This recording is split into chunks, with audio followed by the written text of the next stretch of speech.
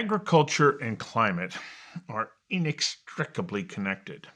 According to Jeff Seale, the director of climate policy and strategy at Bayer Crop Science, agriculture is the number two contributor to atmospheric greenhouse gases. The sources of those emissions include, but are not limited to, the use of fossil fuels generated by the use of heavy equipment that is involved at every stage of the process from farm to table. The good news, according to Seale, is that agriculture can also be a part of the solution. Essentially, it boils down to the things we can do on the farm to remove CO2 from the atmosphere and store it in the soil. The soil, he says, has the potential to be the second largest carbon sink on the planet behind the ocean. Seale goes on to ask out loud, how do we leverage that? So central to the answer is an understanding of the relationship between growing organisms and carbon in the photosynthetic process. All plants, grasses, trees, fruits, and vegetables utilize carbon as the cornerstone of their structure.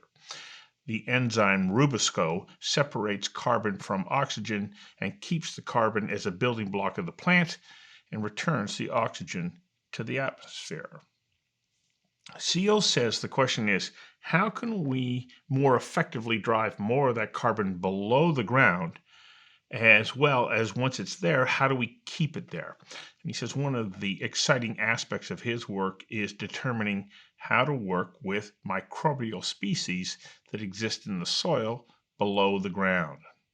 He goes on to say, our aim is to embed that relationship into the seed and create the opportunity for that microbial species to grow right along with the plant root, and in doing so, set up a beneficial relationship, a relationship that will improve soil health, improve water retention, and increase yields. Jennifer Powers, a professor at the University of Minnesota, agrees. You really want to stuff carbon into a pool that has long-term storage potential, she says. That's because carbon in soil builds up over millennia. Once there, it can stabilize and become protected physically and chemically, building a long-term carbon pool.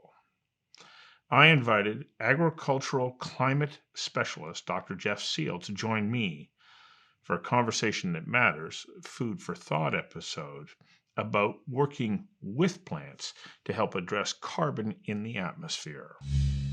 Jeff Seale, welcome to this episode of Conversations That Matter, Food for Thought. A lot of people are looking at agriculture these days and saying, you are a significant, if not one of the major contributors to greenhouse gases, namely carbon. And in your case, you're also studying nitrous oxide. And they're saying we have to do something about this. Are they correct in their assertion that farming is a major contributor to greenhouse gases? And if they are, then what is it that you are doing to help us to address this? So first of all, thanks for having us today. It's really a pleasure to be here and talk about this work. And the answer to the question is yes. Agriculture is the second largest contributor to greenhouse gas emissions, and so it is a significant part of the problem. But the good news is that agriculture can also be part of the solution, and that's been the focus of the work that we've done. And essentially, it boils down to what are things that we can do on the farm to remove that CO2 from the atmosphere and store it in the soil. And the soil has the potential to be the second largest sink on the planet behind the oceans. And so the question then becomes is, how do we leverage that ability to make some positive impact? So I already thought that agriculture played a significant role in the capture of carbon because of the process of photosynthesis, the role of RuBisCo or RuBisCo as you pronounce it. It's sucking or it's separating the oxygen from the carbon and keeping it in the plant. Plants have root systems. They're sequestering that carbon. Are they not? Is agriculture not already playing a significant role? Um, And if I'm correct there, then what can we do then to enhance that ability of agriculture to capture more carbon? Right. So that's essentially sort of the biological chemical basis. Converting that CO2 into sugars that become parts of the plant structure. And the question becomes is how much of that sort of becomes more or less permanently removed, right? So everything above ground, things that we end up eating, that's sort of just a natural cycle, right? So, Mm-hmm.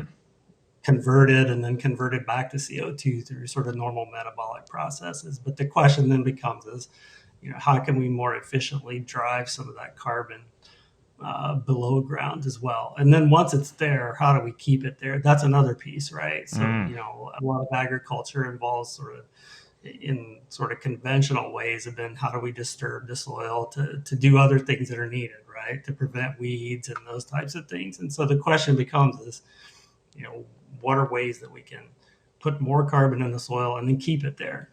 Mm-hmm. Because when we consume it and then we release carbon back out, that's all part of the flow. That's not necessarily the production of new carbon, but as you point out, it's not sequestering it. So then Right. the big question is how do you then get it into the root system and make sure that it stays sequestered within the earth? What's the path to doing that? One of the things that's sort of exciting and new in this space is how do we work with microbial species that exist in the soil that may like form these relationships with the plant below ground. And we've worked on different microbial species and how do we create those in the forms of seed treatment, right? So you can apply that microbe directly to that seed, make sure that it's stable and viable. And then once you plant that seed, create the opportunity for that microbe then to grow right along with those plant roots. And so to set up this sort of beneficial relationship, right? And what we see is there are some microbes that actually provide more nutrients, more better uptake of nutrients to the plant, and so that creates the opportunity to create more roots, deeper roots, and so you get more carbon below the soil. But it's also beneficial to the plant, and like they get better uptake of nutrients, and so that's just one of the ways, and one of the sort of exciting ways that I think that a lot of people are looking at in terms of how do we use systems like that. And this sort of side benefit, and especially in the greenhouse gas piece, is like if you can get better uptake of nutrients, then you have to apply less of them, right? And so when you think about nitrous oxide, the better or efficient use of fertilizer, then you have to apply less. And so once you apply less, then you have less breakdown and less escape into the atmosphere. And so it's a overall greenhouse gas benefit, just not a carbon benefit, right? Where are you at in this? Because it sounds quite exciting, and I sometimes have an opportunity to go, "Oh my gosh, this is really quite an interesting potential solution." Where are you in the development of this? Uh, is it still at the hypothesis stage, or are you already producing? No, there are products that are currently sort of at the late stage of the pipeline and starting to be introduced as well. And again, we're not the only ones that have worked on this. And the idea is not particularly new in the sense that there are companies that have sort of sold these microbes as things that you can just add directly to the soil. But I think sort of the leap forward in innovation was really how do you apply that microbe directly on that seed and keep it so that it's stable and that it's viable. And so then when the seed germinates, it's right there ready to go, right? Instead of just dumping it in the row itself. Okay, and are you focused in on specific seeds at this time?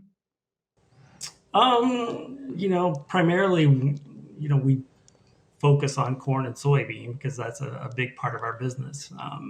But there's no reason to think that, that this technology isn't more widely applicable to crops in general. Hmm. So, what else can be done from an agricultural perspective to uh, improve the environmental and especially atmospheric gases relationship between agriculture and climate? So I think the sort of place of most focus that currently is because it's the simplest is really around agronomic practices, right? So how do we do things just on how we farm? So, tillage, for instance, right? So if the carbon is in the soil, we want to make sure it stays there. So, whatever minimal disturbance you can do. So really trying to drive the adoption of low tillage practices is one of the biggest impacts you can have, based on all of the modeling and the experimental work. And then the other is really around the concept of planting cover crops when that soil is, bare, typically bare in between growing seasons, and it has multiple benefits. One is it just adds more biomass to the soil, right? So you plant mass grow, you get more stuff underground as well. But then there are the side benefits of preventing nutrient runoff, preventing soil erosion, those types of things. So one of the nice parts about thinking about just greenhouse gases in agriculture is a lot of these things have these co-benefits as well. And so, not only are you working on the greenhouse gas problem, but, things like improving soil health, right? So adding these things to the soil is a carbon, and you get soils that are better able to retain moisture. And so then, whenever the growing season comes and the temperatures get really warm, the plants become more resilient. So it has an adaptation piece as well as this sort of mitigation piece. So when you do this kind of work and you're dealing, let's say, with corn, how many different varieties of these microbial changes do you have to make? Because the corn that we plant in northern Saskatchewan is different than the corn that you're going to plant in Missouri or Texas or wherever. So how complex is it and difficult for you to ensure that you can now start to deliver this kind of solution to farmers throughout North America and maybe potentially around the world, because the growing conditions, growing seasons, the environments all must play a role. Yeah, and so the way you deal with that is really just having a broad testing network, right? So how do you test? Because that's typically just part of the normal testing anyway, right? We test at different geographies, different environments. Because you're right, we have hybrids that are really good at parts of North America, and then different hybrids, and so the idea is once we identify technology, I think that we want to go forward with, then we try to test it as broadly across all of that germplasm as possible. So I was talking to one farmer who I said, okay, well, then how do you know which seed to pick?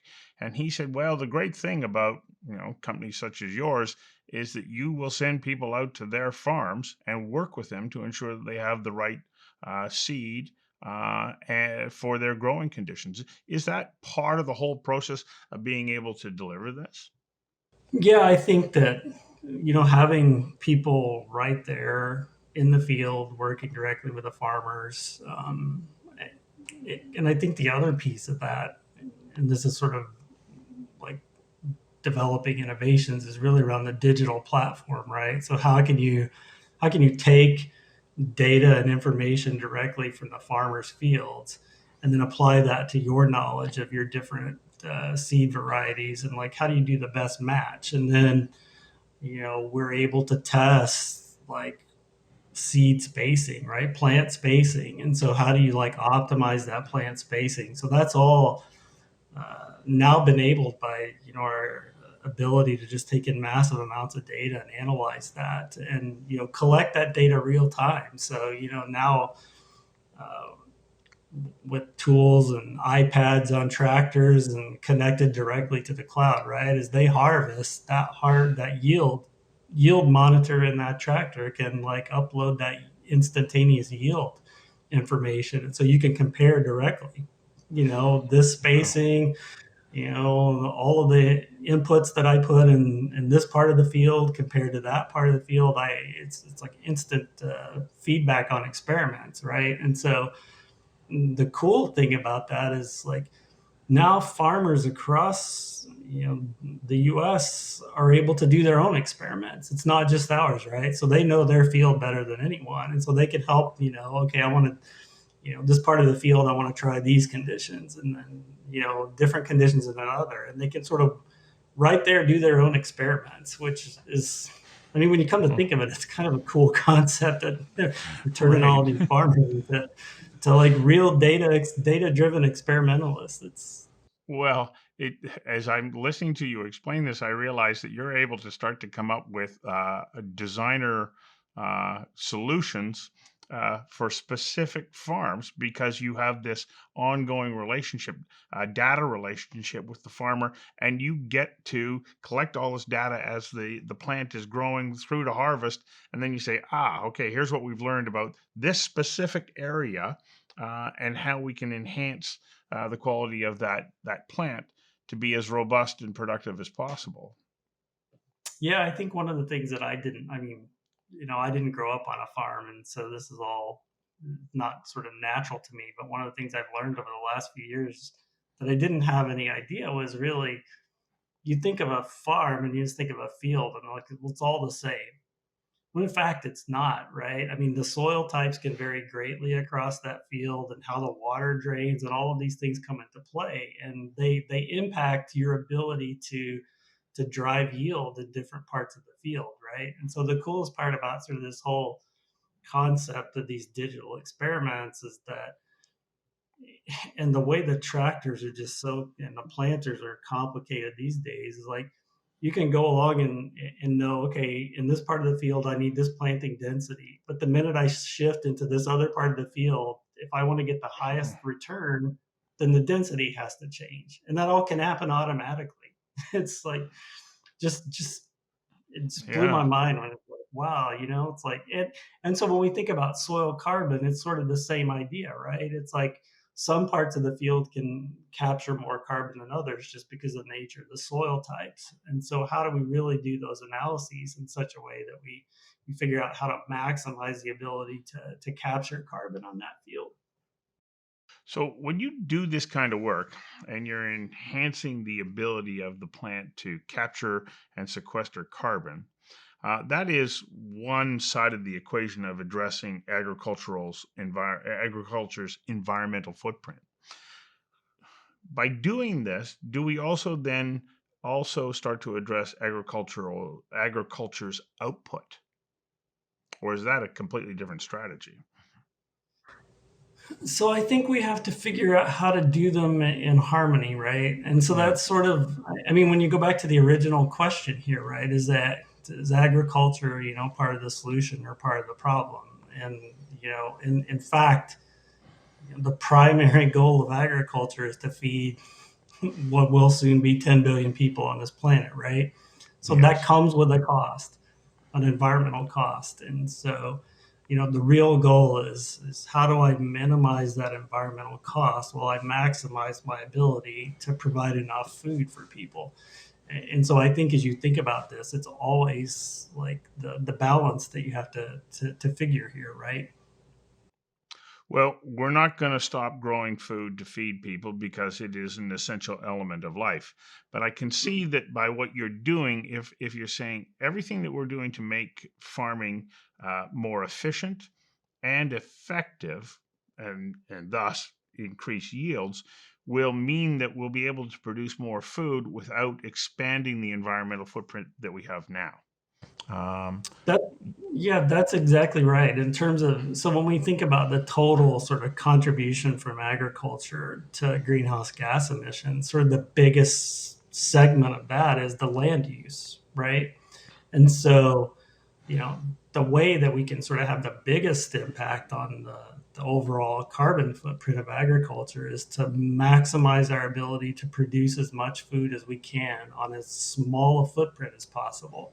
And so if we wrap our heads around the idea that we can actually produce enough food now on less land, that land can then be returned to native ecosystem habitats that can sequester more carbon, right? And so that the ability to sort of sustainably intensify our food production on a smaller footprint enables us to take land out of production and return it to native habitats, which then has that added benefit as well. Is it really possible for us to be able to do that, to produce more food on a lower land footprint? Or is So that we've what we actually hope looked for? into that, and it's like thinking about sort of modeling out over the next, couple of decades, how would that work, and is it possible, and what kinds of technologies enable that, and sort of looking at the rate of innovation and yield increases over time, and the answer to your question is yes, it is possible. The question then becomes is will we do it, right? And what's the right way to do that? And I don't think we have the answer to that question yet, but it definitely involves continuing sort of on this innovation pathway, and then combine that with sort of these other practices. These agronomic practices are going to be critical to that as well, Mm-hmm. especially when we take into account climate change, right? Because part of that innovation and to get that to drive that yield such that we can reduce land, we have to do it in the context of adaptation as well, right? We have to Well, be able to make sure that we can continue to grow food in the places that we do, so that we don't have to take other places and put them into production. well, you posed the question in your answer saying, "Will we do this?" Why wouldn't we do it? I mean, I think the answer is we have to do it, right? Yeah. But there are, I mean, it's the current debate around what are sustainable production, methods, right? So sort of how we do it in North America. So people think that isn't sustainable, degrading land and all those kinds of issues, and push towards more regenerative, uh, practices, which have some benefits, but there are questions about the ability to produce a sufficient amount of food in some of those other systems. And so Mm-hmm. I think that the question becomes is like, how do you create a system that does provide enough but also has those environmental benefits as well? And I think that where we sort of get into trouble is when we try to decide that, well, there's just one system. Yes. Great. Well, thank you very much.